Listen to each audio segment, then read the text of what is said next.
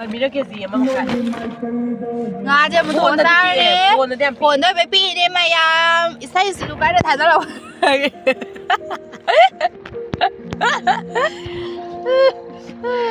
ที่แม่จะรู้ฉันละไอ้เด็กสาวนิ่งบ่ถือ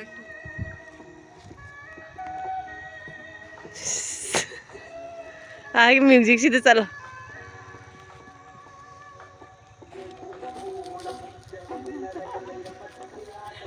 ไม่ทำจะคุยไปนะเจ๊ก็วิดีโอแล้วคุยไม่มามั่งวิดีโอไม่อ้ามจะคุยกันเราเอ๊ะที่งานเรานะจะไม่ได้ก็โดรนไปหรอโดรนไ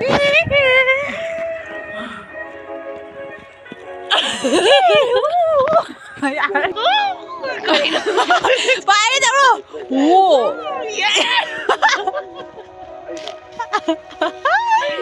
พอจะไปงานซีดีแล้วบุกตาชื่อน้าเขาตั้งนี้โอ้ยวันนี้เราคุยชิงจูจ่าไปซะเลยแล้วบุกตาชิงจูจ่าบุญละแกเจ๊ชิงจูเพลตัวlo tu putar adu sabada mo uchar ke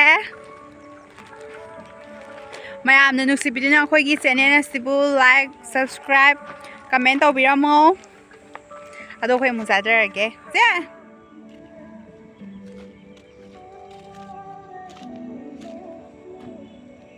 how should I adum hole le ba ma le tra hangam ngan ma khata bri ko tam na aduga ne wa ko ko ni pulling ne sin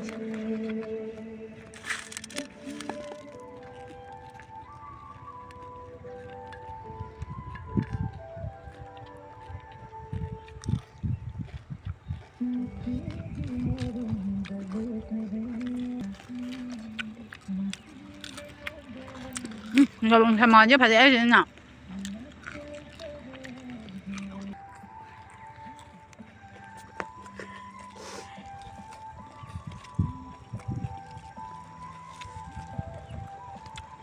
จ่ายแกมาเจ้าอีท่านนึงเลย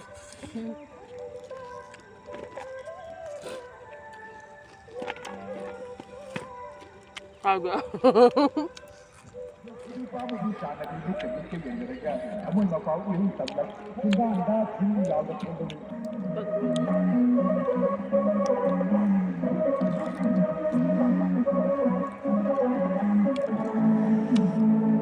จานจุ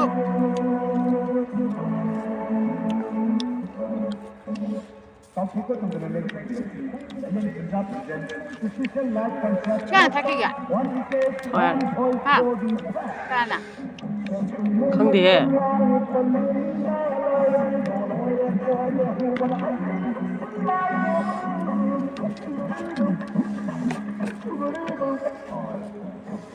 길러 왔더네.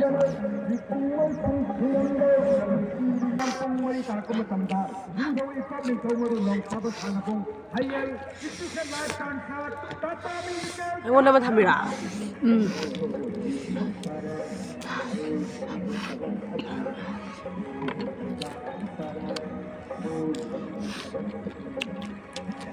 나가는 시간 다요. 텔레 뭐 이제 돈 잤다 걸레 가다. 답답하게. 가족이. 이다래.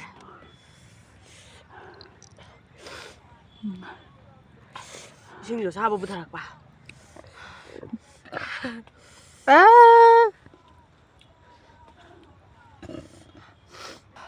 인담자는 아빠지 피부인자는 걸. 자, 빌리 와래. 얘가 로. 일로 와라. 아. mẹ sao bà lùi ra máy tôi tuần ạ tôi in làm siêu lục cái ha cái hơn mình đang cái món hàu nữa bà làm là hàu đó tầm sai ninh bùn này tôi chỉ lậu thế gì 서서 mami mami sami hai nơi gì nó đâu mà hành giả con gà tôi con đột những bài đi in làm gì xin cái thèm ngâm mùi đá mẹ anh sẽ nói rằng gì thì thấy tôi đã cái gì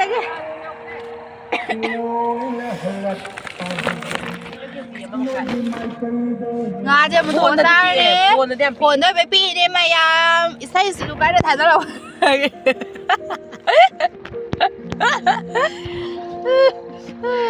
Si ma'am dulu shala. Ada saling betul. Sama ke post.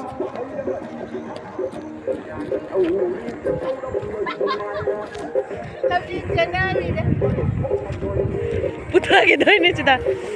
Paham kang gimana ni ma'am? Aku paham. Kuat ni ba, tu ki kang han bane ba. Tu kang han bane ma'am.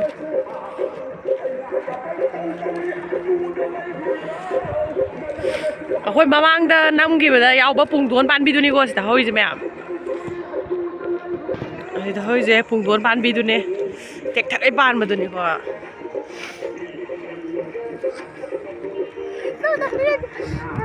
This idea. Pasai nang zo. Cielo nang zo. Cielo nang zo.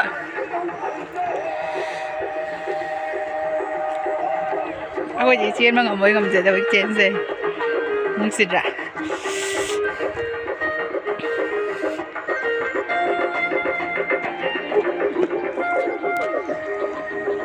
Ay, bye nam sa.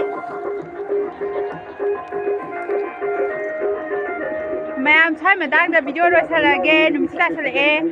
Aduh, makan sama ni. Aduh, yang penting ma'am, like, comment, share, subscribe tahu video mo. Channel nasi pun nusi video na hane kung support tahu video nang sani mahal. View kaya man view, ma'am share tahu view. Aduh, ma'am, nasi lagi. Bye bye.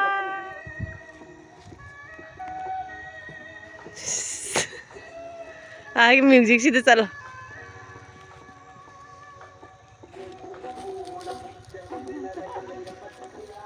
Mẹ mấy thằng thì khơi vậy nè thế cô video nó khơi mình mấy anh mà mang cái video mẹ em thì khơi hành rồi ấy tiếng Anh rồi nè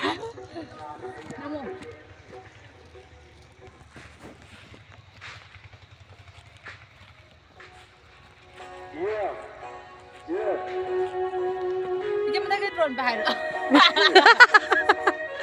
Drone.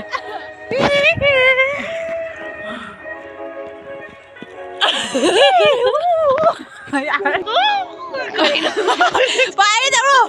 Wow. Yeah.